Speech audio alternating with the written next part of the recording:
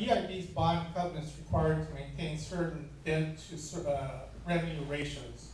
That's what led to the massive rate increase in 2010.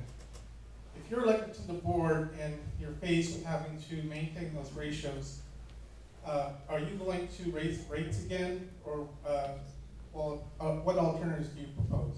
Are you talking about the 1.25 and then the 1.0 right. debt ratio, That's right. the debt service ratio? I don't like those numbers, frankly. I don't think that that's, yeah, well, that's what they say, they have to maintain this debt service ratio. I think the problem that you face, though, is you're looking at 25% of the money that you're bringing in is going to your debt service.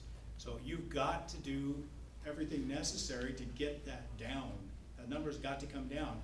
And by getting your ratio down, you don't have as much money coming in because you're not charging your ratepayers as much. So if it means keeping the ratio the same way, well then let's lower the amount of money that we're bringing in from the ratepayers and lower our debt and keep the ratios intact. Yet they're cutting spending. And kind of partial answer to the one gentleman in the third row there. You cut as much spending as you have to. You work backwards. Instead of, oh my gosh, we got to do this. Oh my gosh, we got to do that. That's the way it's worked at EID. They always come in and say, we got to do this. We got to do that. Everything is improved. I went back over the last 200 projects, and I didn't recall any that had been turned away.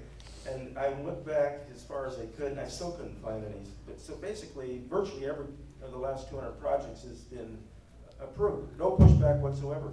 Absolutely, the first 6 months of this year, 36 projects were all approved. They aren't all number one priorities. And if you have to then come back in and cut staffing a bit to get there, you figure out whatever it is has to be done. But we got to treat it as though this is not, we just don't throw everything out to the ratepayers for more rate hikes. You know, I'm hearing in an answer about that we're cutting rates again. We can't cut rates.